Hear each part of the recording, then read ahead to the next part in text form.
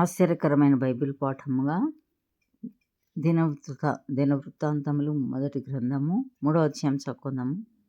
దావీదునకు హెబ్రోన్లో పుట్టిన కుమారులు ఎవరనగా, ఇశ్రాయేలీయురాలైన అహీనోయమునకు పుట్టిన అమ్నోను జ్యేష్ఠుడు, కర్మెలీయురాలైన అబీగయీలునకు పుట్టిన దానియేలు రెండవవాడు, గెషూరు రాజైన తల్మై కుమార్తె అయిన మయకాకు పుట్టిన అబ్షాలోము మూడవవాడు, హగ్గీతు కుమారుడైన అదోనియా నాలుగవవాడు, అబీటలు కనిన షెఫట్య ఐదవవాడు, అతని భార్య అయిన ఎగ్లా కనిన ఇత్రెయాము ఆరవవాడు.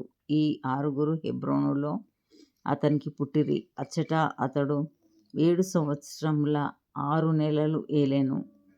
యెరూషలేములో 33 సంవత్సరములు ఏలెను. యెరూషలేములో అతనికి పుట్టిన వారెవరనగా, అమ్మీయేలు కుమార్తె అయిన బత్షెబ వలన కలిగిన షిమ్యా, షోబాబు, నాతాను, సొలొమోను అను నలుగురు. ఇబారు, ఎలీషామా, ఎలీపెలెటు, నోగహు, నెపెగు, యాఫియా, ఎలీషామా, ఎల్యాదా, ఎలీపెలెటు అను తొమ్మండ్రు కుమారులు. ఉపపత్నుల వలన కలిగిన వారు గాక వీరందరూ దావీదునకు జననమైరి. తామారు వీరికి సహోదరి. సొలొమోనునకు రెహబాము కుమారుడు, అతని కుమారుడు అబియా.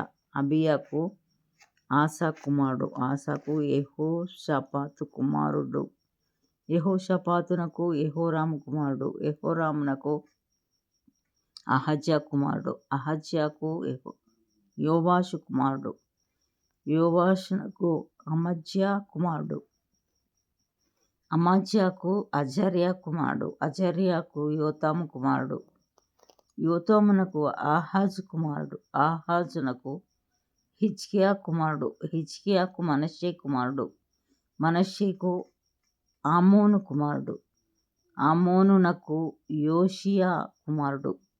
యోషియా కుమారులు ఎవరనగా, జ్యేష్ఠుడు యోహానాను, రెండవవాడు యెహోయాకీము, మూడవవాడు సిద్కియా, నాలుగవవాడు షల్లూము. యెహోయాకీము కుమారులలో యెకొన్యా అను ఒకడుండెను, అతని కుమారుడు సిద్కియా. యెకొన్యా కుమారులు అస్సీరు, షయల్తీయేలు, మల్కీరాము, పెదాయా, షెనచ్చరు, యెకమ్యా, హోషామా, నెదబ్యా. పెదాయా కుమారులు జెరుబ్బాబెలు, షిమీ. జెరుబ్బాబెలు కుమారులు మెషుల్లాము, హనన్యా. షెలోమీతు వారికి సహోదరి. హషుబా, ఓహెలు, బెరెక్యా, హసద్యా, యాషబెస్ హెదు అను మరి 5గురుండిరి. హనన్యా కుమారులు పెలట్యా, యెషయా, రెఫాయా కుమారులును, అర్నాను కుమారులును, ఓబద్యా కుమారులును, షెకన్యా కుమారులును. షెకన్యా కుమారులలో షెమయా అను ఒకడుండెను. షెమయా కుమారులు 6, హట్టూషు, ఇగాలు, బారీయహు, నెయర్యాషాపాతు.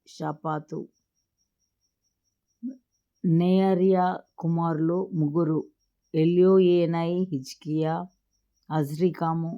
ఎల్యోయేనై కుమారులు 7, హోదవ్యా, ఎల్యాషీబు, పెలాయా, అక్కూబు, యోహానాను, దెలాయ్యా, అనాని. ఇంతటితో ఈ దినం కొరకైన బైబిల్ పాఠము సరి.